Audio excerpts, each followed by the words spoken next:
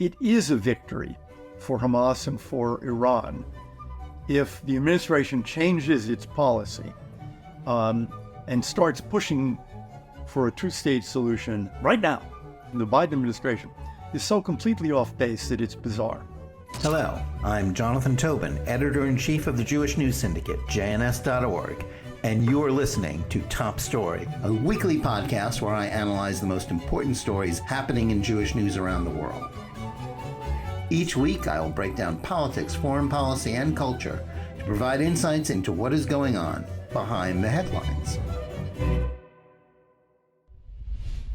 Hello, and welcome to Top Story. Thanks for joining us. We're continuing our JNS coverage of the war on Israel that was launched by Hamas on October 7th and the surge in anti-Semitism in the United States by speaking with veteran diplomat and current head of the Tikvah Fund, Elliott Abrams. But first, I want to remind you to like this video and podcast, subscribe to JNS, and click on the bell for notifications. And I would also note this week that last week we went over the 100,000 mark in subscriptions on our YouTube channel, so thanks for everyone who's done that. Let's ask more people to do so and continue to build our audience. I also want to remind you that you don't have to wait a full week for more Top Story analysis. There is a daily Top Story podcast where I share more news and analysis with you about the most significant issues we're facing today. You can find the daily show under Top Story with Jonathan Tobin on the JNS channel on Apple, Spotify, Google Play, or wherever you get your podcasts. You can find the latest news, including Top Story and other JNS TV content, by going to jns.org or Telegram and subscribing. And now to today's program. Not long after the October 7th attacks on Israel by Hamas, the Biden administration began trying to resurrect an idea that even the president's foreign policy team hadn't wasted much time on during their first 3 years in office: Palestinian statehood. For decades, the American foreign policy establishment has treated the goal of giving Palestinian Arabs sovereignty over Judea, Samaria, Gaza, and a share of Jerusalem as the obvious solution to the Arab-Israeli conflict. And if, as liberals keep telling us, Jews all want the same things as Palestinians and Arabs, peace and a better life for their children, that might be true. Except it isn't. Palestinians have rejected two-state offers repeatedly, dating back to before 1948, when, after all, the United Nations sought to partition the country into Jewish and Arab states. Each time, including the multiple offers of statehood that were on offer during the Clinton and George W. Bush administrations, were rejected by Palestinian leaders by Yasser Arafat and Mahmoud Abbas. The reason was clear. They couldn't accept statehood if it meant an obligation to live in peace with a Jewish state next door, no matter where its borders might be drawn. The rise of Hamas, an Islamist organization that is dedicated to destroying Israel, much like its predecessors in the supposedly more moderates of Fatah who control the Palestinian Authority, and who also advocate for the genocide of Israel's Jews, has only made this fact of Palestinian political life to be even more set in stone. Prior to the current war, Hamas ruled Gaza as an independent Palestinian state in all but name. But it was also so popular that the supposedly more moderate Palestinian Authority has refused to hold elections for 19 years because they feared that Hamas would win. And unless they are utterly eradicated by Israel's counteroffensive, their popularity, the vast majority of Palestinians support the October 7th atrocities, will continue to dominate Palestinian life. But rather than face facts, the Biden administration appears determined to revive talks for a Palestinian state. This is completely rejected by the overwhelming majority of Israelis who rightfully understand that replicating former Prime Minister Ariel Sharon's blunder in withdrawing from Gaza in the far larger and more strategic West Bank would endanger their nation's existence by making the entire country vulnerable to October 7th-style attacks from a Palestinian population that is unreconciled to Israel's existence. Israel's critics are not only unwilling to let it deal with Hamas, They think the proper response to the largest mass slaughter of Jews since the Holocaust is to recreate the conditions that made October 7th possible elsewhere. This madness, masquerading as foreign policy wisdom, raises some important questions.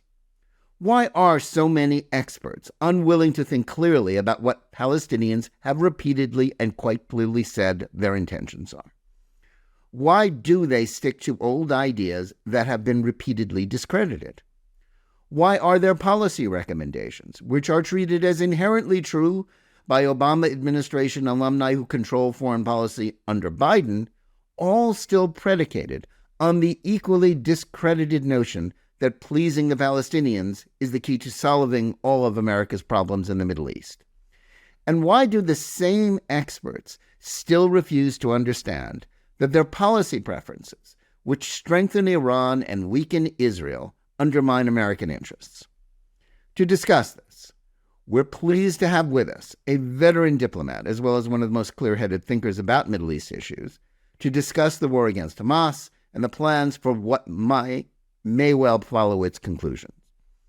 Elliott Abrams is a senior fellow for Middle East Studies at the Council on Foreign Relations, chairman of the Tikvah Fund, and a member of the board of the Jewish People and Policy Institute and the Israel Democracy Institute. He has a long career in foreign policy, serving first in the Reagan administration, then in the George W. Bush White House, where he handled Middle East affairs at the National Security Council, and then in the Trump administration as special representative for Iran and for Venezuela. Elliott Abrams, welcome to Top Story. Very glad to be here with you. Well, Elliott, thanks so much for taking the time to join us today. I want to start by asking about the mixed messages being sent by the Biden administration about the war against Hamas.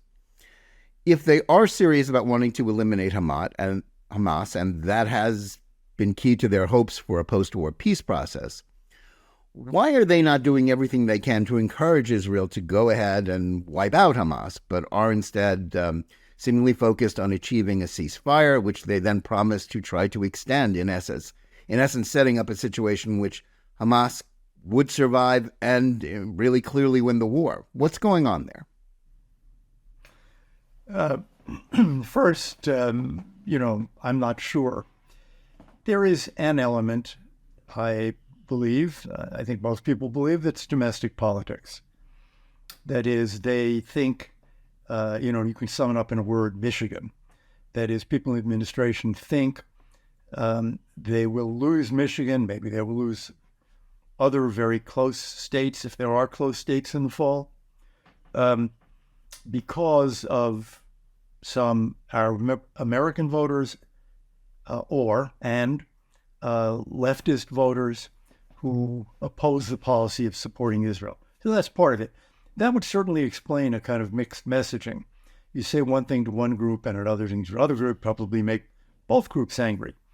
The other part of it, I think, is a little bit of confusion on their part. That is, do they really know what they want? I mean, what they want is perfection, right?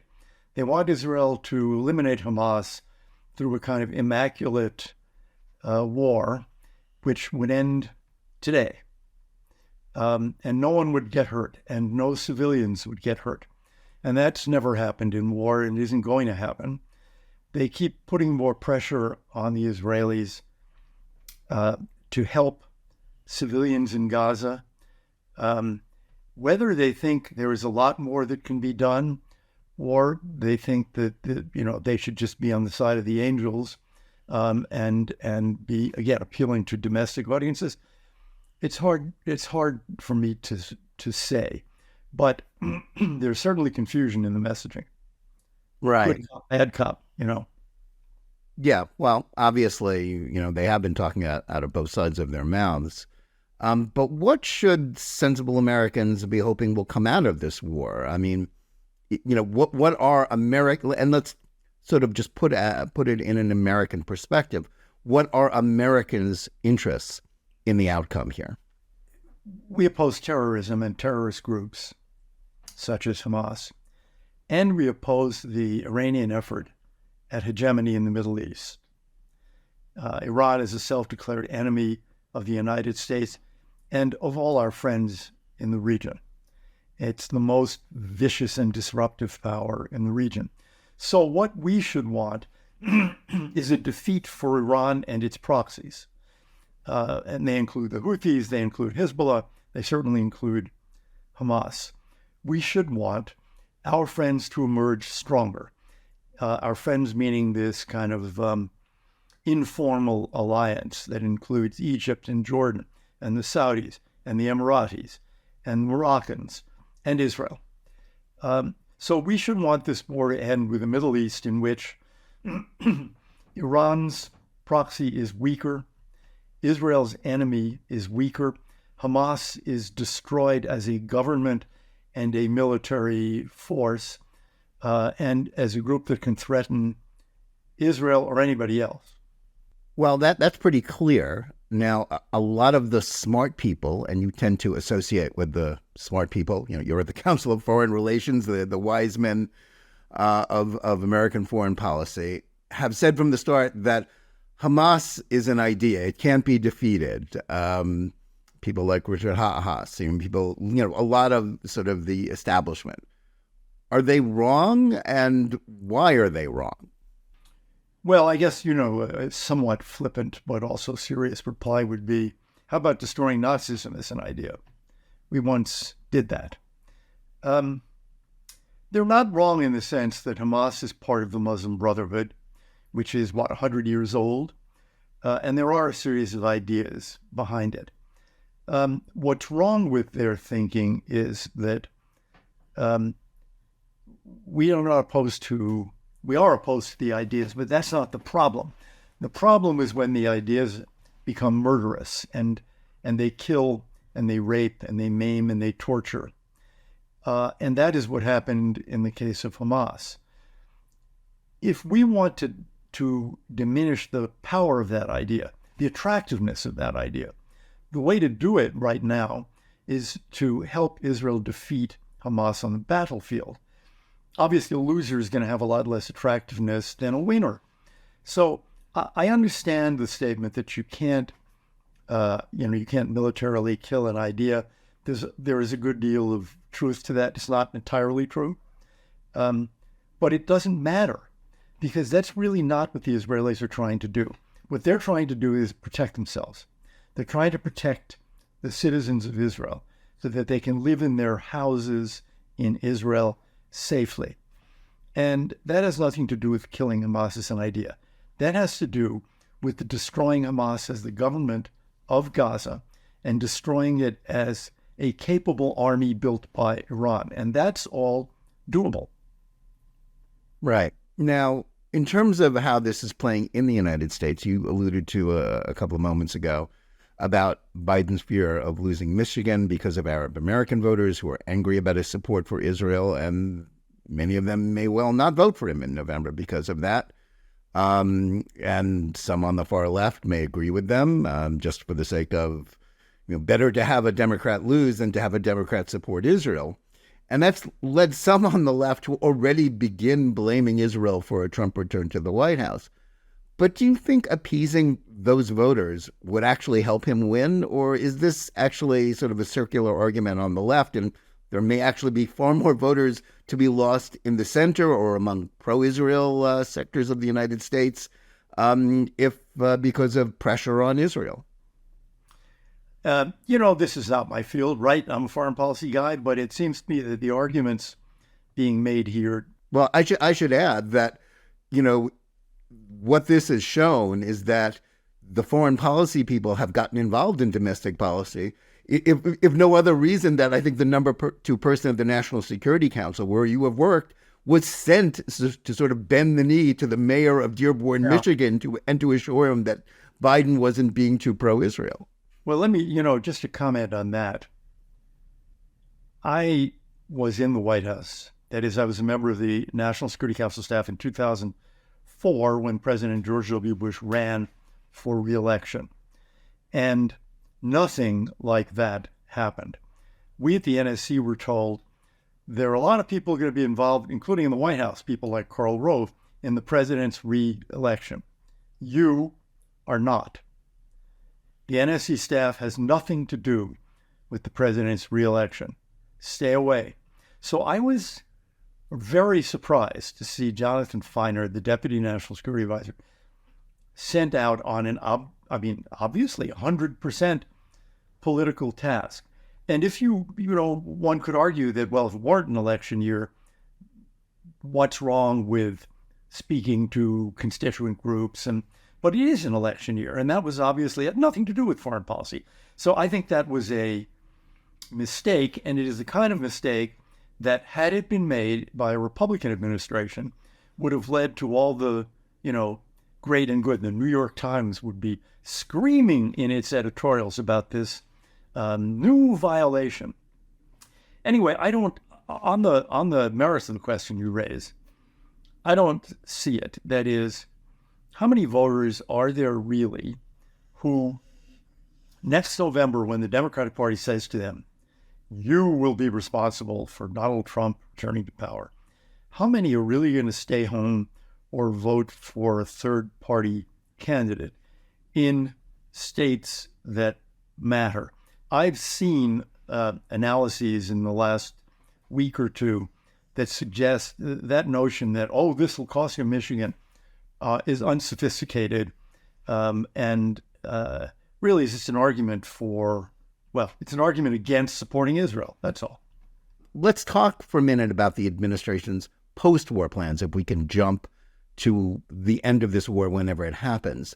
They seem to be calling for a diplomatic process that would lead to a two-state solution, in spite of the fact that the Palestinians have consistently rejected it, and that the experience of a Hamas statelet in Gaza on October 7th has clearly convinced the overwhelming majority of Israelis to consider that not merely unwise, but insane. So, and given the fact that even for the first few years that they were in power, they weren't, as much as they might have said they were for a two-state solution, they were not really pursuing it, because everyone, even inside the Biden administration, knew it was they were never going to get the Palestinians to agree to anything. So why then are they still pursuing this goal? I think there is a deep belief in this as the right answer, the right objective.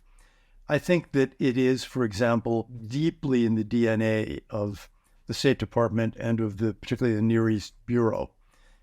So I think, when something happens, you go back to that file drawer that says future of Israel, future of Gaza, and there's nothing in it but the two-state solution. And they pull it out. And again, it is the conventional wisdom, right?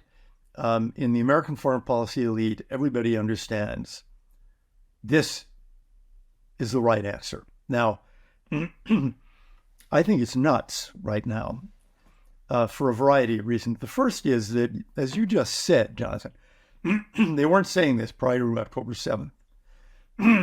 So to say it now is a victory for terrorism. What's changed?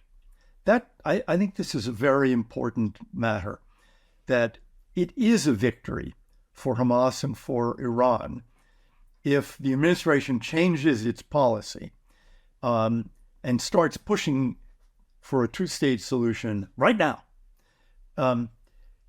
That's critical, the reward for terrorism issue. But then let's get beyond that to the question of a two-state solution.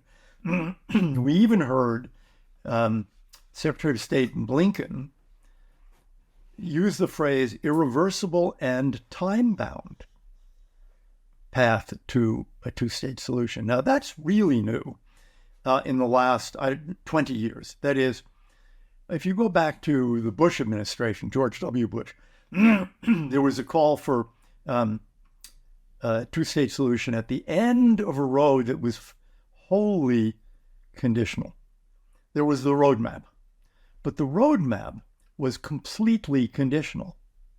Now you have Secretary of State saying irreversible and time-bound, which essentially means no conditions. Okay, let's talk about some of those issues that he doesn't talk about, that nobody's talking about. Division of Jerusalem. Is that actually a position of Joe Biden? Jerusalem should be divided so that if Jews walk, tourists, American tourists walk from their hotel to the Jaffa Gate in Jerusalem. They walk in and they're in Palestine. By the way, if you do walk in the Jaffa Gate, to your left is the Christian quarter and to your right is the Armenian quarter. If you go straight ahead, you'll get ultimately to the Jewish quarter. So are the Armenian quarter and the Christian quarter of Palestine? Has anybody asked the Armenians about this, for example, or the Greek Orthodox, the Russian Orthodox? So Jerusalem is, I think, the first issue. What are the borders of this state? What about the settlements? Let's take Ma'ale Adumim. It is a town of 38,000 people. Is that really going to be in Palestine? How about Ariel? 18,000 people. Is that Palestine? Are the people who live there now going to be citizens of Palestine? If not, we have another question to face. Will any Jews be citizens of Palestine? Something like 2 million Arabs are citizens of Israel. But will Palestine be Judenrein, to use the old Nazi phrase? No Jew can be a citizen? These are, well, I'll go on with some more questions. The Secretary of State has said demilitarized. The state of Palestine won't be a threat. The two-state solution is not a threat to Israeli security. Why not? It's demilitarized. What does that mean? No army? Okay. It won't have an army. It'll certainly have police. What happens when the police say we want armored cars, like some American police forces have? What happens when they want machine guns, like some SWAT teams have? What happens when they say, the state of Palestine says, we want an Iranian embassy? What happens when, which, by the way, can use diplomatic pouches to bring in all sorts of armaments? What happens when they say we want to buy weapons from Russia? I mean, all of these questions have to be asked if you are seriously contemplating a two-state solution. And there's another one, you alluded to it. And here the administration, the Biden administration, is so completely off base that it's bizarre. They seem to think they have a Netanyahu problem. You see, we could get to a two-state solution very quickly if it weren't for Prime Minister Netanyahu. That's wrong. You have heard President Herzog and you've heard Benny Gantz say, don't even talk to us about a two-state solution now. And the fact is that that's wall-to-wall in Israel. It's not a left-right issue in Israel. It's a consensus issue. So the administration's completely off base in its timing, in its reading of Israeli politics, and in its understanding of what the underlying issues about that idea of a Palestinian state really consists of. It's completely off base, and it's a wrong policy. Yeah, I want to touch at least briefly on the question of what could change Palestinian political culture. As I said, they've continually rejected a Palestinian state because that would have obligated them to live in peace alongside a Jewish state, no matter where its borders would be drawn. For a while, there were many who thought democracy was the answer. But now it seems that the more democracy, or at least more elections, would just help Hamas. I mean, that seems to be the reason why there hasn't, Mahmoud Abbas is serving in the, 19th year of the 4-year term to which he was elected back when you were working in the White House. What's the answer? How would a sea change come about that would allow a peace deal, even theoretically? Well, theoretically, there is this term de-radicalization, right? You remember in 2006, Hamas won the parliamentary election. It wasn't a landslide. The popular vote was 44-41, but it won. And when it won, we, of course, in the U.S. government tried to think, why did it win? And the most popular theory, and it was President Bush's theory, was corruption. Fatah, the PA, is so corrupt. People were voting against corruption. But crazy. Others suggested, no, that's some of it, but religion. Hamas is the Islamic movement. It's the Muslim Brotherhood. And Fatah was secular, is more secular. So people were saying we want more religion. But there was a third theory. Again, not crazy, but there's a third theory. People voted for the group that said, let's kill Jews, and not the group that said, let's negotiate. So we get now to 2024. What do Palestinians believe? I think that many democratic governments around the world don't want elections soon and aren't even concerned about the question of Palestinian democracy because they fear that actually people would vote for Hamas.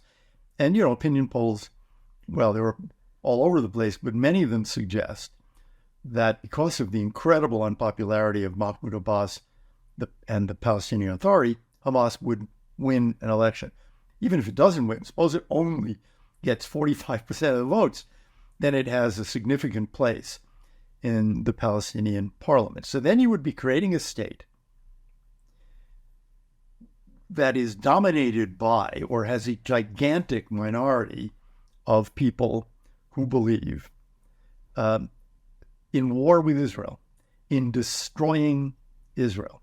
They don't believe in the two-state solution. Ultimately, they believe in the one-state solution, the elimination of Israel. Their form of Palestinian nationalism isn't let's build Palestine. It is let's destroy Israel. The answer can't be, well, let's not have an election. Let's have a strong man the way they do in, Egypt or Syria. Because, again, you're creating a state, you would be, whose underlying purpose is not peace with Israel, it's the destruction of Israel. And this plan, this two-state plan, is offered as a solution to the problem of peace in the Middle East, which is crazy. So how do you go from here? Look, we've seen both in Saudi Arabia and the Emirates, we've also seen in Morocco, what a real effort looks like to de-radicalize, to change what imams are preaching on Friday in mosques, to change the textbooks. There are groups like Impact SC that looks at what's in those textbooks, and every year they report on the Saudi textbooks, and every year they get better. In Morocco, they have a big program to train imams in moderate forms of Islam that don't contain this kind of deep hatred of Jews and Christians, for that matter. So there are ways to do it, but first thing, it takes a generation. It's obvious that if you change the preaching one night, that what's the impact?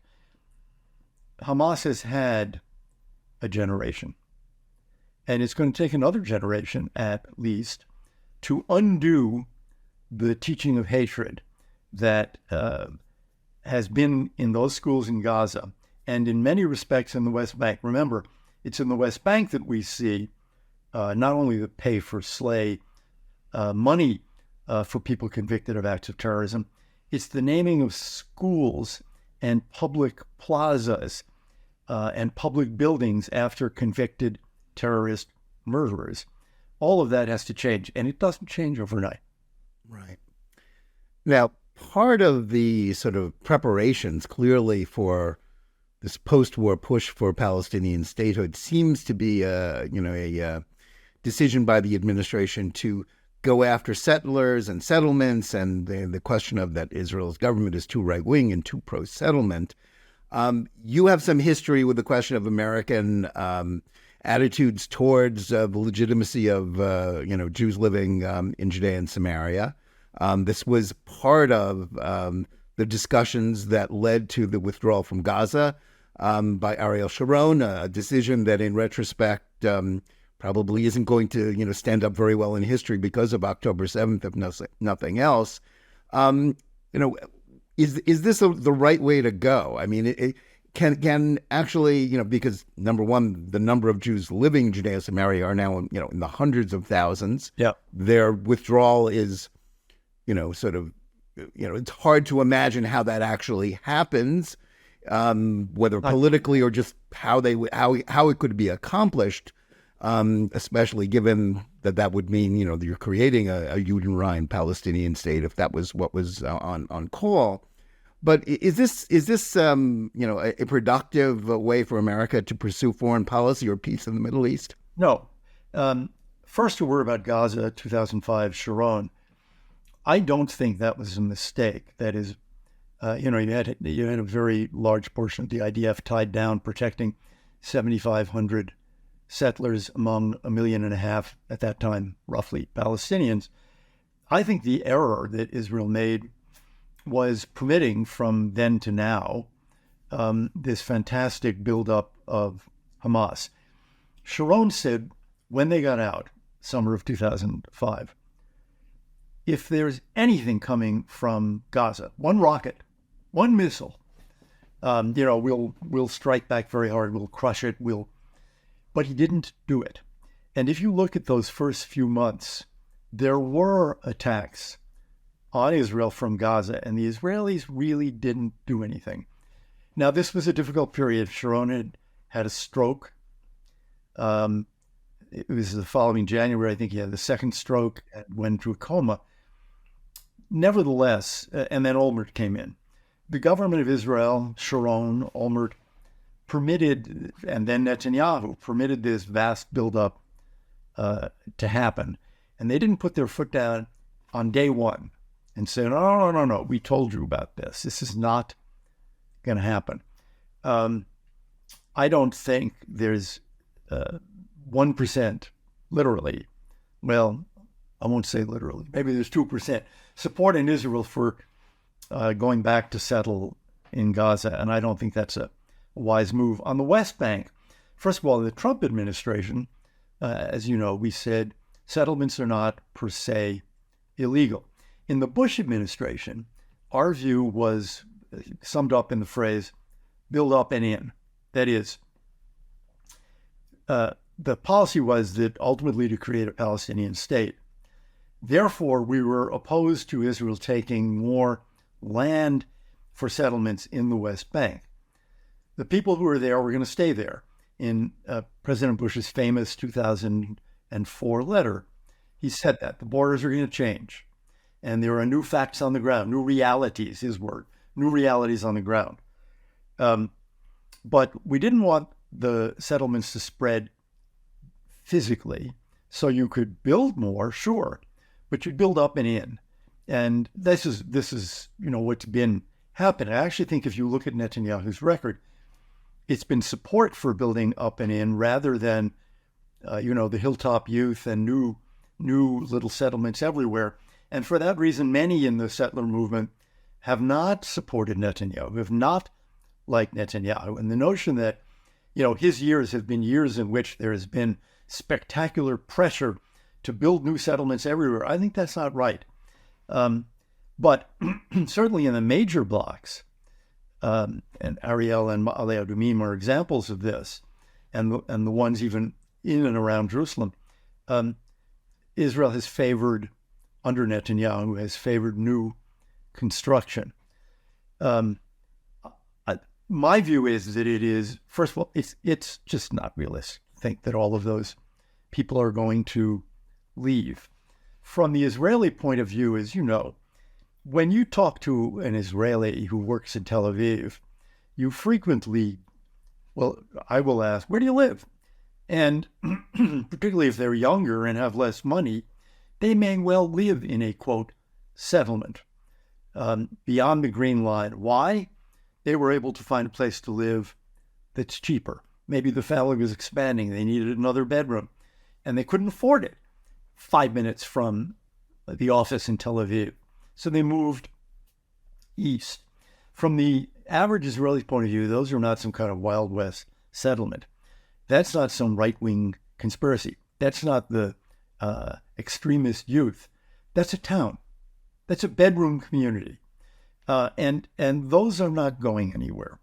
And for the United States to make believe that, someday, this is all going to change, I think is silly. And it's noteworthy that the administration continues to talk about irreversible path to a two-state solution, again, without telling us anything about that. Yeah, okay, Secretary Blinken, tell me about the settlements. What's your view of Ariel? Where's the border? they won't get into that. And if you're not going to get into that, you're not serious. I have to add, though, I mean, for the sake of candor, um, to me, I mean, that's not the fundamental problem. I am opposed to the creation of a Palestinian state, even if you could solve those problems. I think that it is inevitably a tremendous security risk to Israel and, for that matter, to Jordan. Well, I think that certainly was adequately demonstrated on October 7th. That's why there's really no support for it, as you said, within Israel, whereas once there was a great deal of support. But let me go back to talking about, the way we think about foreign policy in this country and sort of the establishment, whether in academia, journalism, sort of the wise men, the people who supposedly know what they're talking about. And I'm not just talking about, posers like Thomas Friedman at the New York Times, but academics, as you say, other people of the Council on Foreign Relations, serious people. And yet, the ideas, as you said, when the State Department goes to the drawer for the future of the Middle East, the only thing they see is, two-state solution. And there's very little questioning, very little discussion of the sort that we've been having just now about the problems with these really sacrosanct ideas, or thinking whether events have repeatedly discredited these ideas. Why are these ideas still treated as obvious solutions by experts, even when it's obviously a non-starter? And I guess I'm also wondering how much of the sea change within, the academic life in the United States, where, we have sort of critical race theory and sort of woke ideology, and quite frankly, anti-Semitism, how much does that play a part in sort of these very circular and often, as you say, nonsensical discussions about the Middle East that are so disconnected from recent history as well as the reality on the ground? Yeah, it's a very good question, a hard question. There is one element of it that I think we should note. And you mentioned Tom Friedman. I would give him as a candidate here. It's an obsessive hatred of Netanyahu. I think it's hard to read what Friedman writes without noting that theme that is really laced through it in just about every column, that Netanyahu is some kind of monster and all problems really are traced back to him, and none can be solved unless he's gone. Yeah, he's analogized certainly by Friedman, not only by Friedman, but, as equivalent to Hamas, equivalent to Iran, it's sort of, that's his version of being even-handed. Well, it's, this kind of thing, we see it a lot. There was, when I worked for George W. Bush, there was Bush derangement syndrome, we used to call it. You see the same thing with President Trump.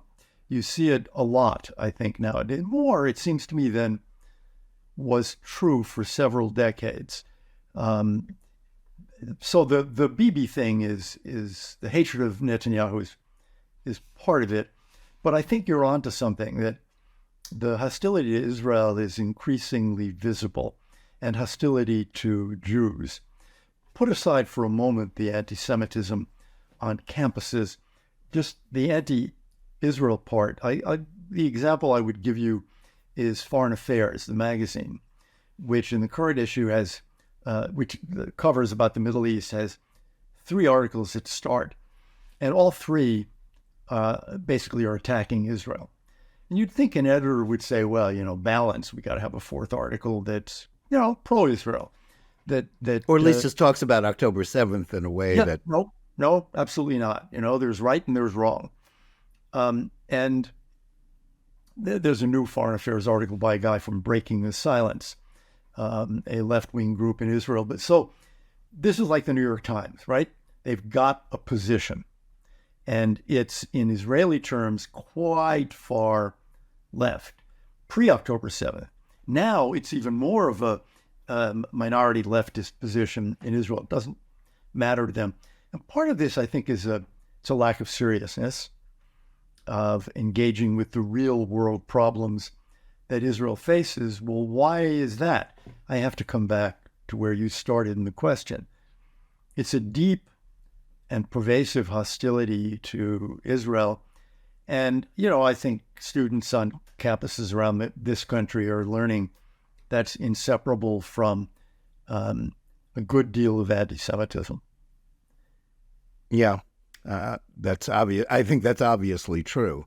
You just alluded to it, but let me go into it a bit more. I want to talk about the sort of fairly obvious maneuvering by the Biden administration and his team to undermine Prime Minister Netanyahu. They are hardly the first American administration to attempt to intervene in Israeli politics. Bill Clinton has acknowledged it publicly. Yeah, I mean, listen, in 1996, he did everything but, go door-to-door canvassing in Tel Aviv to try to get Shimon Peres elected in the vote that led to Netanyahu's first term. What is it that is so... so what is it about Netanyahu? And you're somebody who's dealt with him as a policymaker. What is it that gets their goat? Is it lingering anger on the part of Obama alumni who are now running Biden's foreign policy about the prime minister's opposition to the Iran nuclear deal? Or do you think that, do they actually think other Israeli leaders would be more pliable as far as the Palestinians and Iran are concerned? Is it just personal, or is it more than that? Because it certainly at times has seemed personal with Barack Obama, maybe Joe Biden. Let's go into that a little bit. What's the dynamic there? I'd say, D, all of the above. Yeah. There's a personnel element. I don't think so much with Biden, but I'm not sure. I don't know Joe Biden. Certainly with Obama there was, and I think you're right to say there's a lot of Obama people in this administration, including Secretary Blinken and National Security Advisor Jake Sullivan and others. That's part of it. I think another part of it is Bibi's not a liberal. He's not one of them. They know that. They remember that. They think of him as a sort of closet Republican, or not a closet Republican, but as an open Clearly, Republican. We know where he would be in the American context. That's part of it. I think a third part of it is he's very good at it.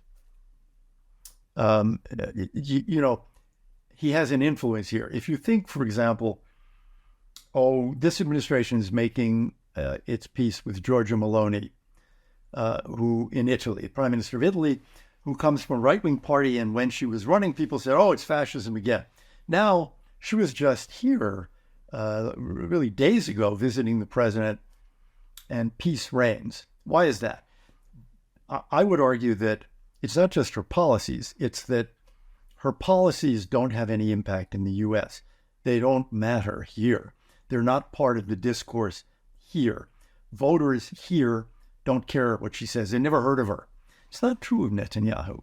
With his perfect English and his really great eloquence, he is capable of being part of the debate here, as he was on the Iranian nuclear program. So that's deeply resented and I think a little bit feared. And it's the last time anybody was in that position, I would say, is Tony Blair, with both Clinton and Bush, and particularly supporting Bush on the Iraq War, something for which he's never been forgiven in the UK at all. But he had an influence on our debate. The only other person I can think of you can go back to Churchill, but the only contemporary I think who is capable of having that influence is Netanyahu. And again, it is feared and it is resented and it is disliked. And there's no question the administration would like to see him go as soon as possible. Part of me thinks that would be what they deserve in the White House, because they would find that a new government with Herzog still president, let's say Benny Gantz prime minister, would give them the same answer on the two-state solution, which is, whoa, are you crazy? Yeah, although they seem to like the Naftali Bennett, Yair Lapid government and sort of got them to do their bidding on with Lebanon. But, perhaps that's it. But before we leave Netanyahu, I have to ask about the other side of the equation, politically in the United States. There seems to be some, bad blood between former President Trump and Netanyahu, supposedly because Netanyahu acknowledged that Biden, had been elected and was looking to sort of, build bridges there, and Trump resented it. Right now, we're several months away from an election, but right now Trump is ahead in the polls. It's not unreasonable, far from unreasonable. Right now, it might be the smart bet that Trump will be elected to a second term, sort of a Grover Cleveland term, as a non-consecutive terms. Where do you see, you obviously know both people. You worked with President Trump in the White House. Do you think that's that will be a problem? If Netanyahu is still there in January, and who knows if that will happen, or if Trump is sworn in again? Yeah, I think President Trump judges foreign leaders basically on what they can do for him. And there was a point at which he thought Netanyahu could do a fair amount for him and would. And then after January 6th, he found out that actually Netanyahu is interested in Israel and in his own political prospects more than Donald Trump's. Not a very shocking thing, but I think it, as you're suggesting, it did put it put their relationship into a kind of freeze. Will it come out of the freeze? Look, these are politicians. And if it is in their interest to come out of the freeze, it will, and I won't say all will be forgiven, but most will be forgiven. And there's somebody in the middle who can make that happen, and it's David Friedman, former, and for all we know, in a second Trump term, again, ambassador of the United States to Israel.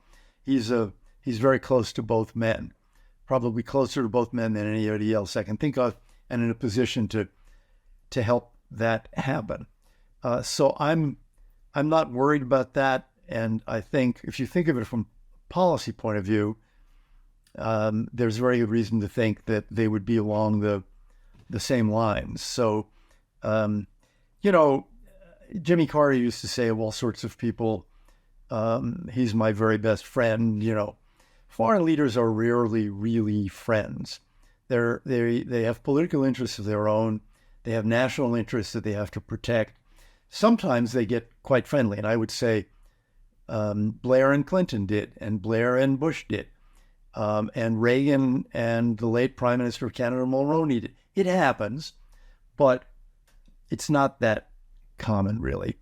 These are professional political leaders, and they need to protect their national interests and their own personal political interests. So I don't worry about it. It's in the interest of a re-elected President Trump and Prime Minister Netanyahu to get along, so they'll get along. Mm-hmm. Let's turn to Iran. You were working on that issue in the last administration. How do you judge? I mean, before we get into, how much does Iran have to, to gain from helping somehow to get it to an outcome in which Hamas survives? How much did Iran gain from having an administration that wanted to revive the Obama belief in a rapprochement with Iran and a new, nuclear deal? How much progress did they make under your successor, Robert Malley, who's somehow no longer in the government? We don't know why. Not that we have to discuss that. I'm sure you don't know the answer to that question any more than I do. But where does the United States stand with Iran right now? I think an enormous mistake was made by the Obama administration. One has to remember that prior to Obama, there were a series of unanimous UN Security Council resolutions against the Iranian nuclear program, saying Iran could not enrich uranium at all. China voted for those. Russia voted for those. Unanimous. And Obama gave that away. And we're seeing the continuation of that policy. At the time Donald Trump left office as president, the usable, reachable foreign currency reserves of Iran were down to about $4 billion, which for a country of 70 million is nothing. Now they're in the 50s, the 60 billion. They're selling much more oil, mostly to China. They're getting a better price for it. The enforcement of oil sanctions is largely gone. The Biden administration turned against that. They thought they'd get back to the JCPOA, the nuclear deal of 2015, in the early years, 2021, 22. That's obviously not going to happen. But look what Iran has done. Much more support for the Houthis, for the Shia militias in Iraq, much more activity in Syria, much more support for Hezbollah, and then Hamas, and this horrendous event of October 7th. Iran, I think, has felt they could do anything now, and they have a lot more money to do it with. In the last few days, the head of the IAEA issued a statement at their Board of Governors meeting saying, I can't tell you what's going on in the Iranian nuclear program. They have kept us in the dark. If I remember correctly, he said for about 3 years. 3 years? What does that remind you of? That's the Biden administration. And the IAEA has really done and said very little about it. I'm not blaming the Director General, Rafael Grossi, who has been sounding the alarm. It's the Board of Governors on which the U.S. sits that has said, well, let's not have a confrontation. Let's not condemn. Let's not try to bring a new Board of Governors criticism. No. Well, and the result of 3 years of this has been a kind of liberated Iran that is viewed in the region as much stronger. Why did the Saudis do the deal with Iran that was brokered by China? Why did they want any kind of deal? It's their enemy. And I think the answer was they saw a United States today that seems unwilling to take on Iran, to push back Iran. So they wanted some kind of insurance policy. I actually do not blame them for that. I blame us for that, because it looks as if the administration is simply unwilling to push back against Iran. And look today at the Houthis. Look, Iran has been trying to kill Americans for decades, and they pay no price. Now, this isn't Joe Biden's fault alone. It's been true of Republican and Democratic presidents. In 1988, Ronald Reagan sank their Navy. And about 30 years later, Donald Trump killed Qasem Soleimani. That's about it. That's about the only punishment Iran has ever suffered. And they're not going to stop doing this, trying to kill Americans through these proxies or capture Americans. Remember, about more than 30 Americans were killed on October 7th, and there are American hostages today. They're not going to stop when they suffer no penalty. To them, all these proxies are expendable. So this is, I think, a very wrong and damaging American policy that just strengthens Iran, and Iran's neighbors know it. Yeah. Now, one of the open questions about this war that is going on since October 7th is whether Israel will continue to tolerate the threat from Hezbollah in Lebanon once Hamas is defeated, assuming that it is, God willing. Many, if not most Israelis that I spoke to when I was just there want their government to do something about Hezbollah, which has, just as in southern Israel, northern Israel has been largely, parts of northern Israel have been depopulated because and the hotels in Tel Aviv are full, but they're not full of tourists. They're full of displaced Israelis, refugees. Is it a reasonable expectation that that will happen, or must, assuming an actual ceasefire takes hold in the north that would allow Israelis to return to their homes, or do you think Israel is going to have to tolerate the status quo with Lebanon, even if there is a more supportive administration in Washington next year? And perhaps more to the point, is this really connected to the question of what the U.S. and Israel is going to do, if anything can be done at this point, about stopping Iran's nuclear ambitions from being achieved? I think it's all connected. I think there were some Israelis who thought on October 7th, or literally October 8th, they should go north, not south, and deal with the Hezbollah problem, which Gantz and Netanyahu did not want to do. And it's kind of one war at a time. And I think that, personally, I think that was right for now. And I think they need to complete this war as best they can and destroy Hamas as a government and a military force. But most Israelis think they learned the lesson in Gaza that if people have capacity to hurt you, they're going to use it. When they say death to Israel, they mean it. So what does that mean?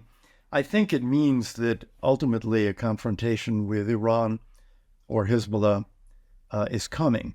That doesn't mean it's coming tomorrow. It doesn't mean it's coming this year. It could be a year or two. There are reasons to delay, to let the army rest, to replenish. There are technological reasons. Israel is developing a laser weapon that is an air defense weapon against rockets and missiles, be fielded in a year or two. I mean, there are all sorts of reasons to act now, and there are what I think are more persuasive reasons to wait. But I think they've learned that when there is that capacity on your border, it will ultimately be used against you. And of course, I think there is a pretty broad consensus that they're going to have to do something to try to delay or defeat an Iranian nuclear weapon. And that's a horrible thought, because that war, a war involving Hezbollah, will be a very damaging war to Israel. They will win it, and they will largely destroy Hezbollah. But it will come at a real price, a heavy price for Israel. But yeah, I meet very few Israelis. I've been there a couple of times since October 7th. Meet very few Israelis who say, no, why? On the contrary, just about everybody I think I talked to about this said, it's coming. You noted, that Israel could win a war against Iran. And some might argue, given the advances that Iran has made since January 2021, that's a tougher target now. And that they're holding, the reason why Hezbollah didn't join Hamas and, create a second front was because, they're Iran's trump card to deter an Israeli attack against Iran itself. Is that a trump card that, pardon the expression, trump card, but, is that something that will continue to deter Israel? That is the purpose of Hezbollah. And I think the reason that Hezbollah has not really gotten involved in the Hamas war is precisely that. It is to deter Israel from striking the nuclear program, and it is a kind of second strike capability. But again, deterrent, basically. And Iran wants to keep it alive. So I have never thought, and I said back in October, I did not think Hezbollah was going to create a war. Hezbollah will do what Iran wants them to do. And Iran wants that deterrent in place and powerful. I think ultimately Israel is going to do something to try to attack the Iranian nuclear program. It is true that it would have been easier 10 years ago than it is today. It is a more spread out program. It's a buried, deeper program. But I think the Israelis realize that certainly now under President Biden, we, the United States, are not going to do anything about that. So they're going to have to act on their own. The question for a Biden second term or for a President Trump again would be, what are you going to do if they do? And if there is a war with Hezbollah, can you be counted on to resupply? And to give President Biden his due, I think many of the things being said about two-state solutions and more are really wrong. But the resupply is taking place. That like the Nixon resupply in 73, that's a historical fact that can't be denied, and that is greatly to the president's credit. Right. Well, as people I spoke to in Israel said, including within the government, they were willing to tolerate a lot of name calling and other things as long as the resupply continued, and at least that continues. Finally, I can't let you go without having you tell us about what Tikvah is doing and your activities there, and what our audience should know about what it's doing. Well, there are many exciting things going on at Tikvah. We've had programs in the summer, at winter break for high school students and college students for a long time, and then great expansion during COVID to online stuff. And over the years, people have said to us in New York in particular, if you had a school, we'd send our kids there, but you don't. Well, we're going to. We've announced the formation of what we're calling Emmett, the Emmett Classical Academy, which is the beginning, starting with at least 6th grade in this fall, and maybe a couple more grades, we'll see, to build, obviously in future years it will expand out, to build our kind of classical Jewish Zionist secondary school in New York. And we're finding an enormous amount of interest in that. We're going to teach Hebrew and Latin. And obviously there'll be electives for kids who want to learn French or Spanish or other languages, but it will be on the Upper East Side of Manhattan. And we open in September, and it's really very exciting as we continue with all of the college courses.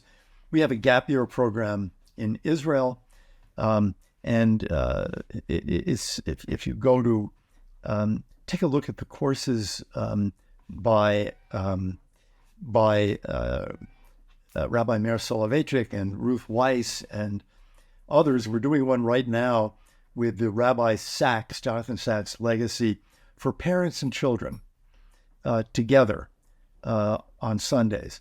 So lots and lots of activities. It's really very exciting. Well, that is exciting, and we'll want to hear more about that as that progresses. Elliott, thanks so much for joining us today. Thank you for all your insights, and people should go to tikvahfund.org, I think is the address, and to find out more about Tikvah. We also want to thank our audience. Please remember to tune in every day for Top Story Daily Edition.